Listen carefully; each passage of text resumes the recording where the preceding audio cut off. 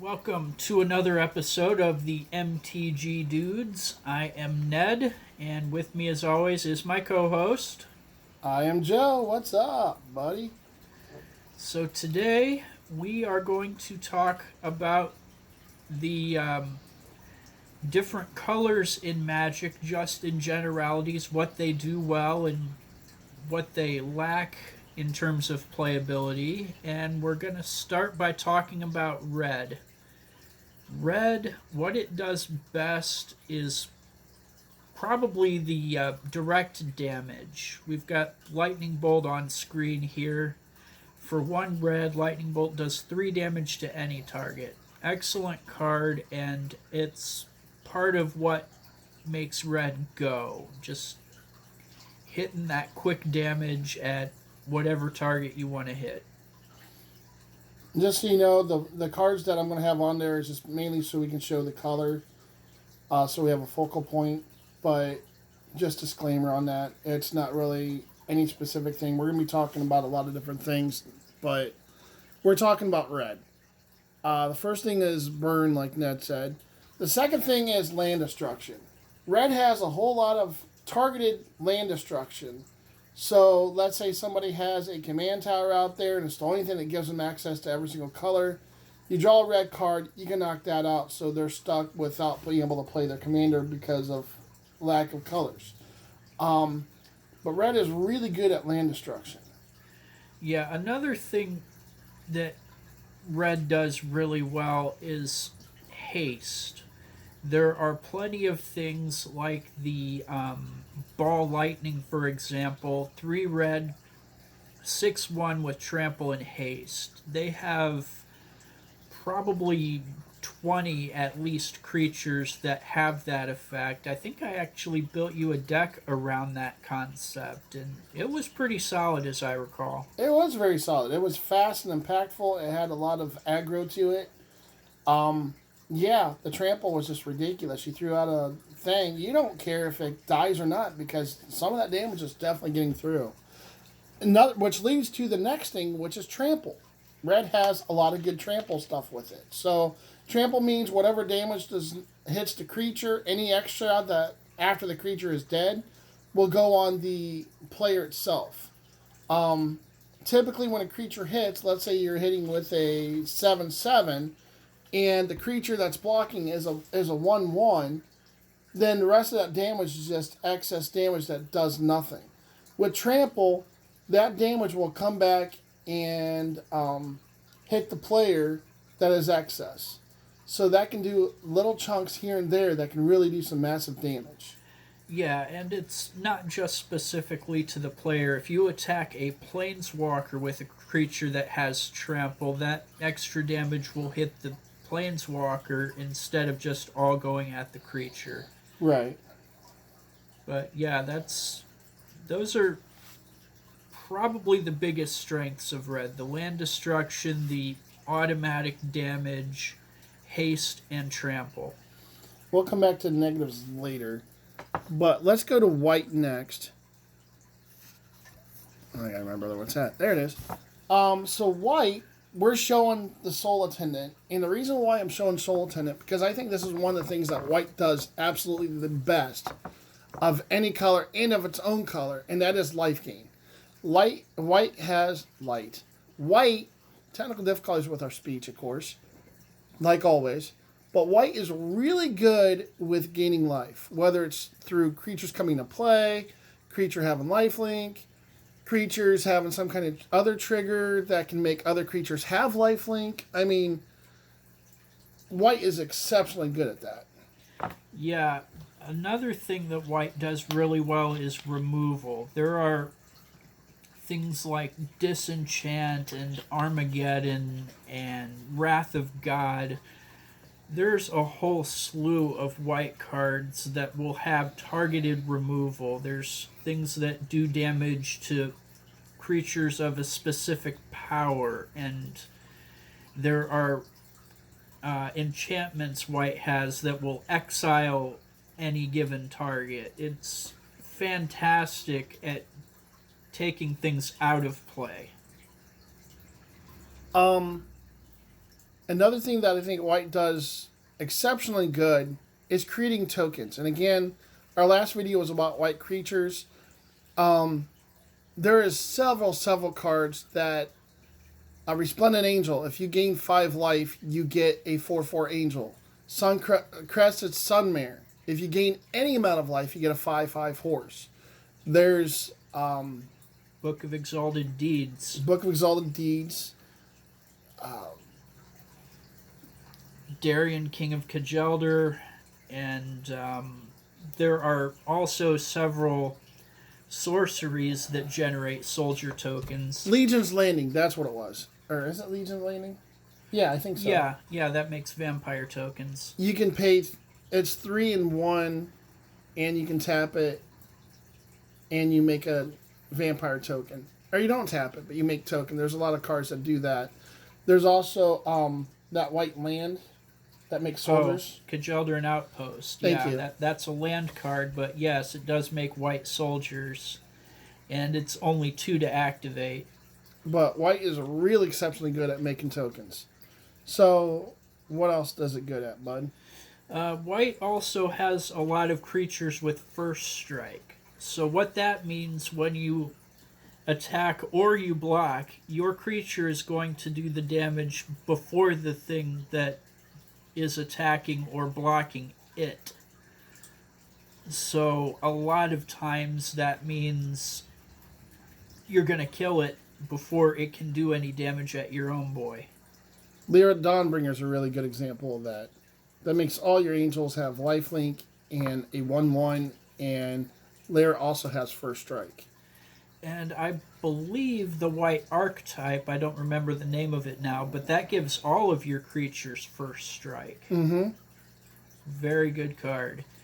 White is a good supporting color, and it also, we talked a little on the removal side, it does a lot of the removal it does, I don't want to say a lot, but some of the removal it does is actually exile, which means the cards aren't going to hit the opponent's graveyard, they're just removed from play, and it's almost impossible to get cards back from exile versus getting things out of the graveyard again. And one of the best, and one of the things that's really cool about it is when you talk about exile, a lot of the cards are spot removal exile. So you're moving them from the game, but you have a card that's really troublesome.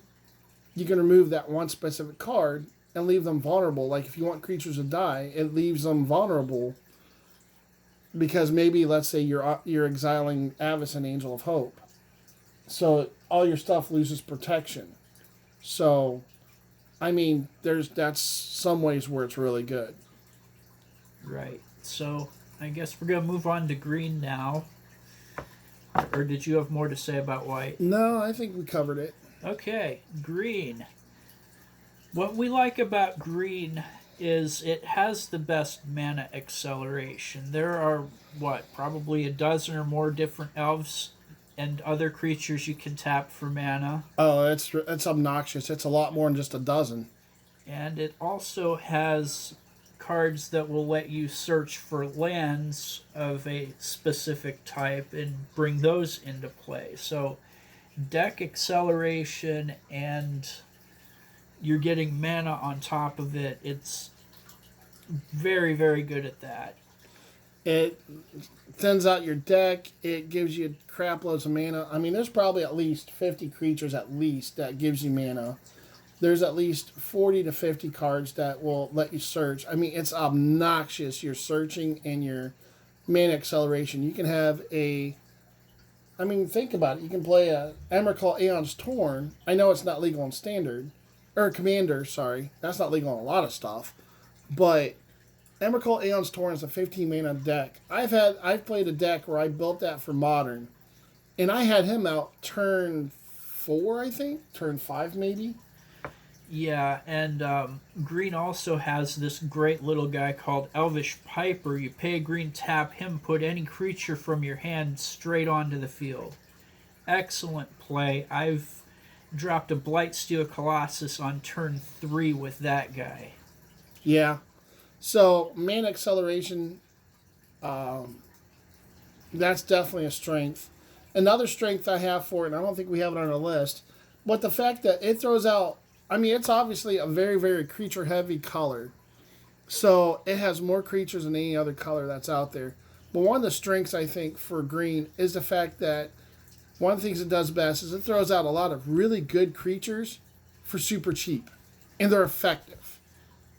Yeah, green has some of the best value in terms of mana cost. You can drop a 5/5 for 3 mana in green. I'm thinking of the.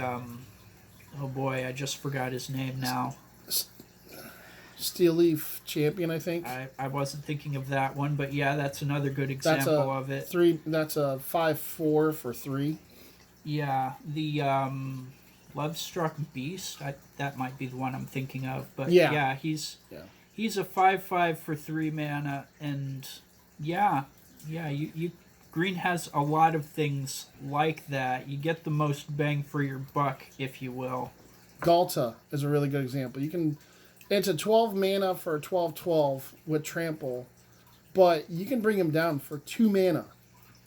And that's not including with the Elvish Piper, obviously. Right. Because the chances of Elvish Piper staying on the board is probably nil. But yeah, that's a really good one. Yep. Um, Another thing if we're done talking about that, another thing we like about green is the air defense. Green doesn't have a lot of flying creatures, but it does have a whole bunch of things with reach. So reach essentially lets your creature block anything with flying or on the ground. It's a good play, and it's tough to get around because most of the reachers are 2/4s or better.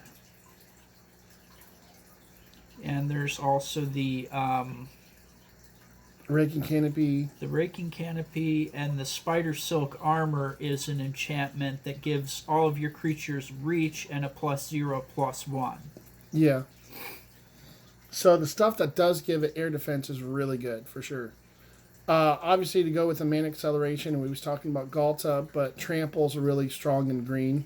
There's not much to say about that. Yeah, green has probably the best tramplers in the game. There's the different hydras and the elemental. I can't think of his name right now, but yeah, there's a ton Aggressive of mammoth. creatures in green that have trample that are really good size to go along with it. Mm-hmm. And I think green is also one of the best colors when it comes to creature tokens. I build a deck that's green-blue, and a lot of the green is either mana acceleration or token building, for sure. And the screen just went black. Yeah, Whoops. timed out. We're not using Pardon it. the interruption, but yeah, green does have excellent token generation. And again, some of the tokens have trample as well, like the rhinos. Yep. Just one that comes to mind. And to go along with that, green is also one of the best colors when it comes to fog. We mentioned that briefly. I think that maybe we didn't. But fogging is one of the... I guess we did that in another video. But fog, that pretty much prevents all combat damage. Green is the best color in that.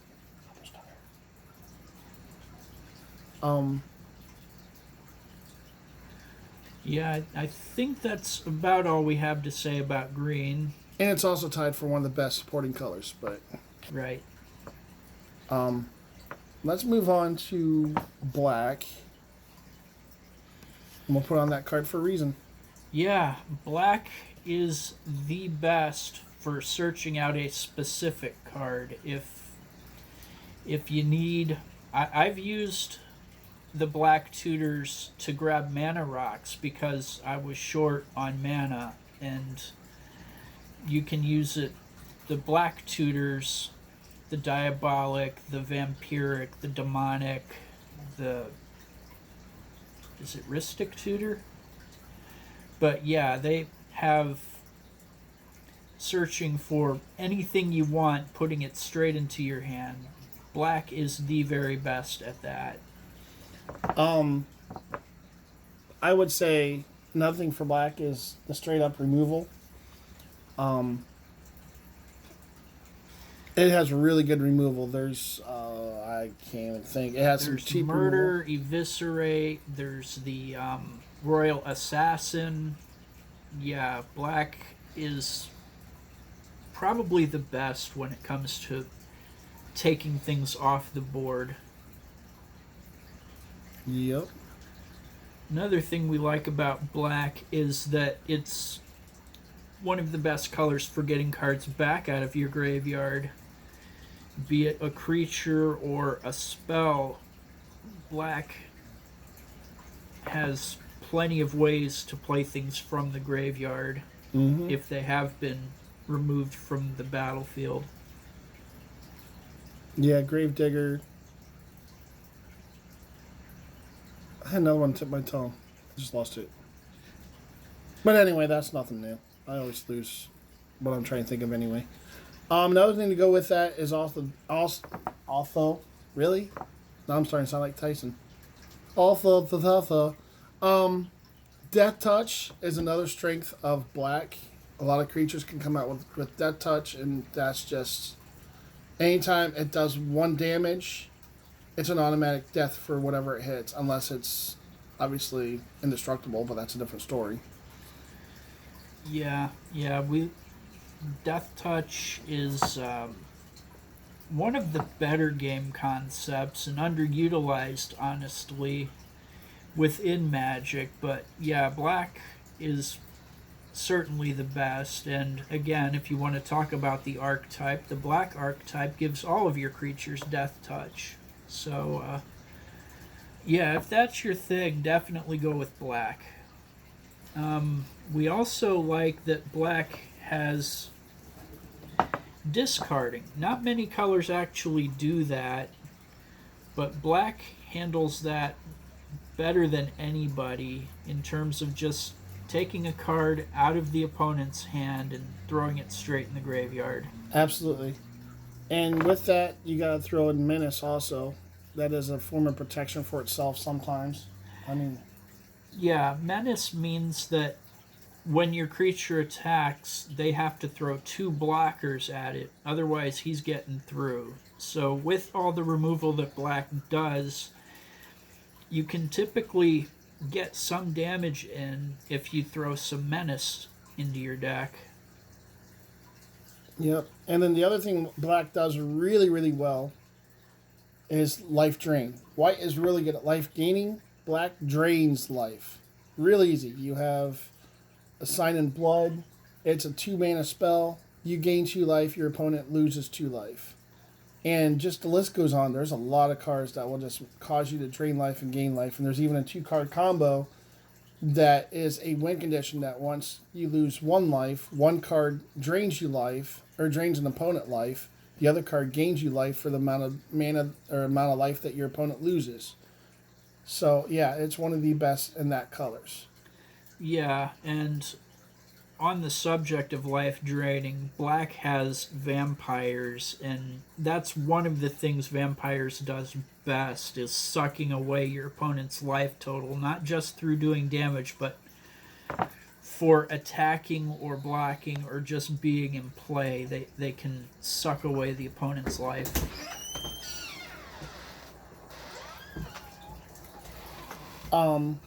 So then we're going to get to our last color, which is going to be blue. And on blue, the 2 things that it does absolutely best is, we'll start with card draw and counter spells. Counter spells, I'll hit on that. I'll let Ned hit on the card draw. But counter spells, which is shown, is a card that basically you throw a spell. It's a no-no deck. Or it's a no-no card that pretty much says, I don't like it, I don't want it, I'm not going to let you do it. So, nope, nope, and nope. Yeah, and blue is also the best color for drawing cards.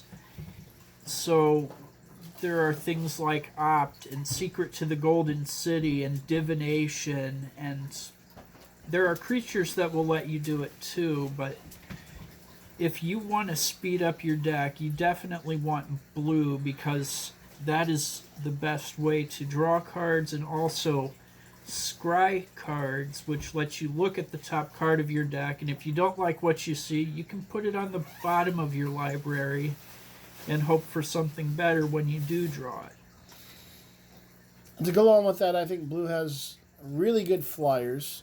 I don't think they have the best, because I think white and red have dragons and angels. But in general, I think blue has some really good flyers for sure. That's one of the strengths of their creatures is flying. Yep, and the last thing we'll say for blue is that it's really good at milling cards. What that means is you take a card from the top of the opponent's library and you put it straight into the graveyard. Blue has the court. I can't think of what it is. Court of Ambition, maybe? Maybe. But anyway, at the start of your upkeep, they have to mill their top 2 cards, or if you're the monarch, they have to mill their top 10 cards. So, absolutely obnoxious play, and blue does it better than anyone else. It's a hard concept to make work, but when you can, it is absolutely an insane play to make milling work. We said that was the last thing, but there was 2 other things I wanted to point out there. But another thing that blue is really good at is blinking stuff. What we mean by that is there's a lot of spells in blue that will make it so you take stuff off of the board, whether it's returning to your hand or taking out of the game temporarily. But blue's really good at doing that, and it sounds like it's kind of a useless thing, but as I'm done standard, I've realized how impactful it can be. Removing something, they go to play it the next turn, it's very impactful. You can turn around and counter it the next turn. Maybe you drew that counter spell that turn, whatever the case. Or they're going to kill you, but so you blink whatever they have. But daughter's home, so she's being silly. But yeah, it's really good at that. And the other thing about blue is it is considered to be tied with green as one of the best supporting colors. Please like, share, and subscribe our video. We're just going to go with the positives. Next time, we're going to talk about the negatives of the color pie, and we'll hit on where the downfalls of them are. See you next time. All right, so please like, share, and subscribe, and leave your comments. What are your thoughts? What are some things we missed? We'd appreciate that. Have a good night.